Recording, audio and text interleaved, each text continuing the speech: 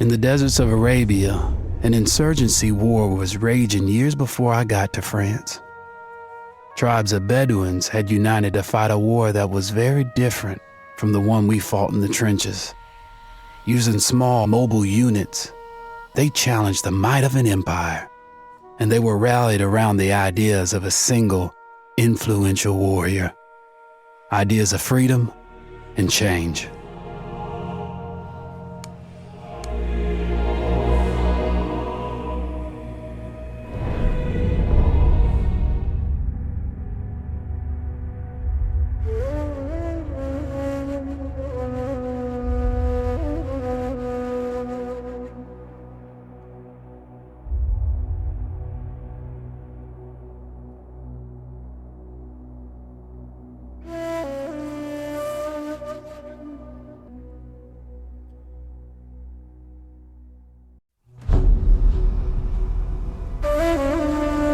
The Arabian Desert, a vast ocean of drifting sands and scorched, sun-baked rocks.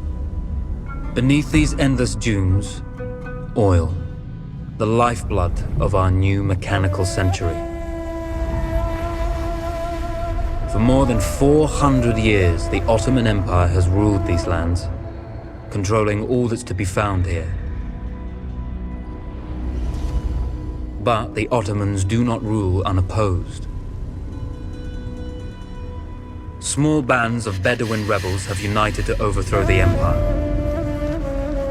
They strike without warning and then vanish into the desert. Fighting alongside them is a lone British officer whose exploits have earned him wide renown.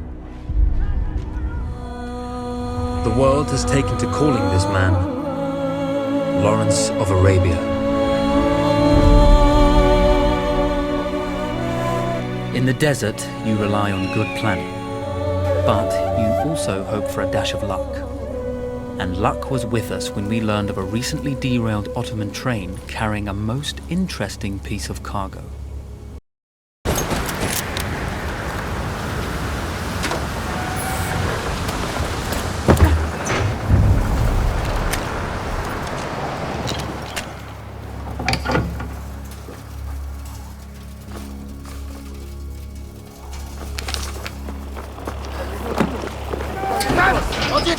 Come out!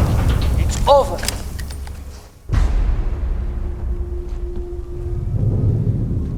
Well, you did not think we would be fast enough to catch you here, did you? Lawrence of Arabia.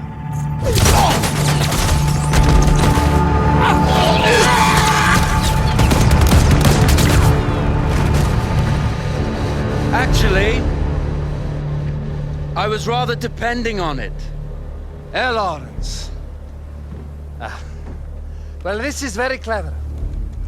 Now the hunter becomes the hunted. So who might you be?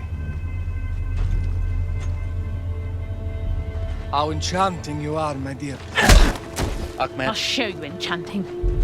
If it weren't for you, I'd be free. Free, is it?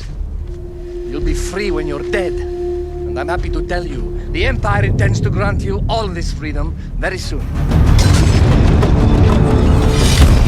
Even now, an engine of destruction scours this desert, obliterating your allies, your families, your homes. Soon there will be nowhere to run. Nowhere to hide. Soon all that you know, and all that you love, will be ashes. You will all be free to die. Oh. Ah, you animal! Zara! Oh. Now I understand that you would like nothing more than to strip the flesh from that man's feet and send him off into the desert naked to die. But think about it. You're right. I'm sorry. My friend here, she can be a little brusque. You're going to tell me how to lie to your train, so we can lure it into a trap and destroy it. Impossible. To even begin to talk to that train, you would need an entire book of communication codes. Oh, like this one, you mean? You can never stop the progress of machines.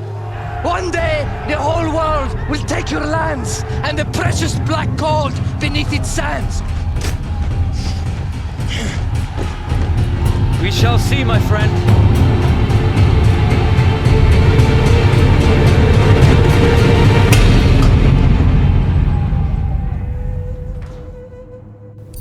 Of course, obtaining the codebook was not enough.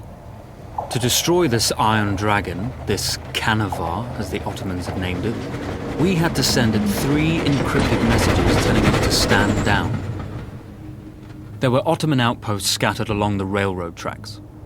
The commanders there carried high-priority message capsules. We had to use those to send our orders. Infiltrating the village wouldn't be easy.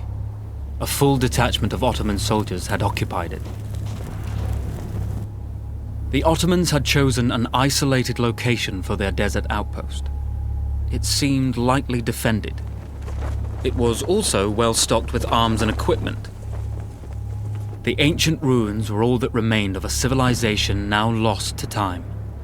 The Ottoman Empire brought in the modern world with a host of armored vehicles and field guns. 3 commanders to eliminate, 3 personal message capsules to be stolen, and then sent with our false orders. How Zara tackled this dangerous and audacious mission was up to her.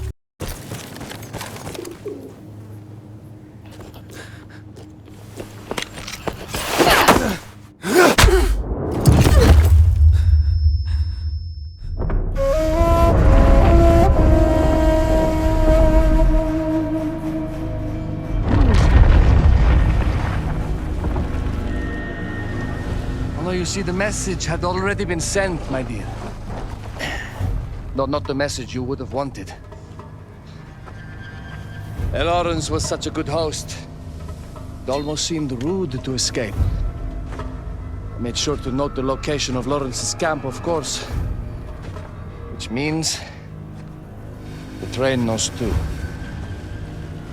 Twice, you told that train everything was clear. But I told it exactly where to attack.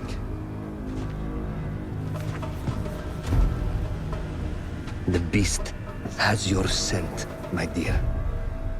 And it's coming to slaughter you and your little band of rebels. First, the firestorm from the cannon. Then, up close with the troops to slaughter any survivors.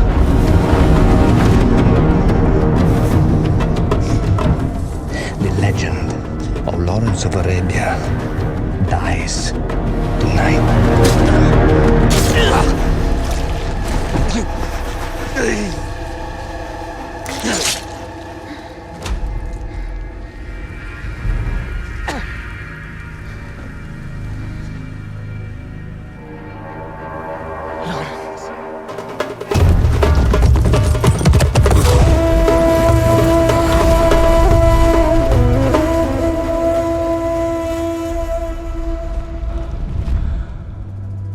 You slipped away just in time. Tilkitchi was a fool to think we'd ever stay after he escaped. The Canavar won't stop hunting us. No, it won't. Let me think. The train's coming a long way. So it'll have to stop to take on water. That's where we strike. Agreed. I'll deal with any sentries, then rig explosives on the track. Yes, and I'll rally our fighters. When I blow the lines, the train will be trapped. So when you hear the blast, you need to attack them with everything you have. It's good. But you know that there's a chance the men may not come. You may set off those explosives and find you're out there all alone. You know that. I guess I won't know either way until I set it off.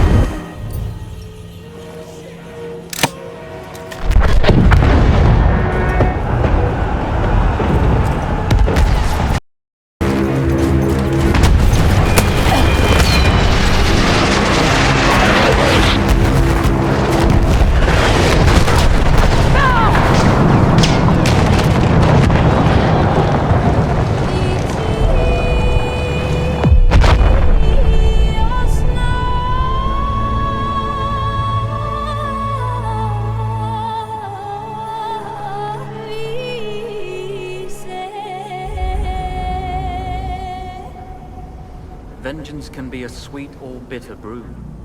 How did you find it, Zara?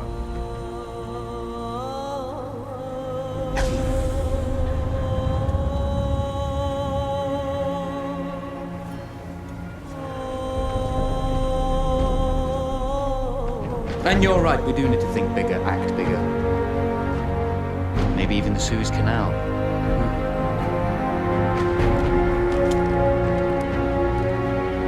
Tell me,